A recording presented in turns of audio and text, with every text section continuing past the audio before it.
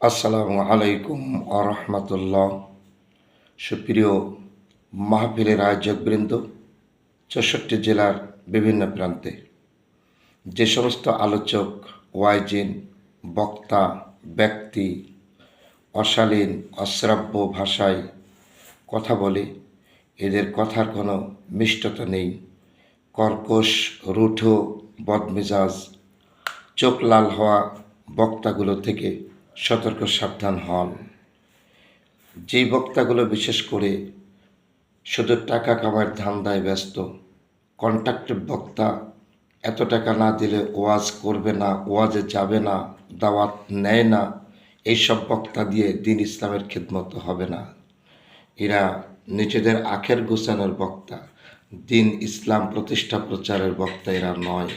তাই যারাই যেথায় ওয়াজ মাহফিলের আয়োজন, অ্যারেঞ্জমেন্ট, নেতৃত্ব দায়িত্ব পালন করেন, ওই সমস্ত সম্মানিত সুপ্রিয় দিনদার সহজ সরল ব্যক্তিবর্গের কাছে একটাই দাবি, ওয়াজ মাহফিলে যখন বক্তা নির্ধারণ করবেন, যাদের একমাত্র টাকা উপার্জনের লক্ষ্য কমার্শিয়াল বক্তা, এই কন্ট্রাক্টের বক্তা নিয়ে জনমানুষের গায়ের ঘাম ঝরানো, এই টাকা পয়সা উপার্জন আহরণ আয়োজন করে আপনি দিন ইসলামের প্রচার নিশ্চিত করতে পারবেন না। ব্যক্তি খুশি হবে, বক্তার পকেট ভারী হবে, আল্লাহ এবং রসুল বেজার হবে। এই জন্য বক্তা তিনিই হবে যিনি একমাত্র নিবেদিত প্রাণ দিন ইসলামের জন্য।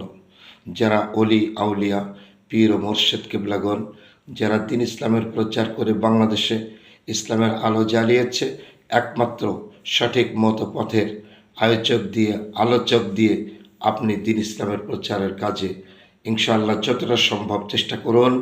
আল্লাহ যেন সঠিক বক্তা নির্ধারণের সুযোগ প্রতিটা মসজিদ এবং মাহফিল কমিটিকে দান করেন। আমিন। ওমা তাওফিকি ইল্লা বিল্লাহ। আসসালামু আলাইকুম ওয়া রাহমাতুল্লাহ।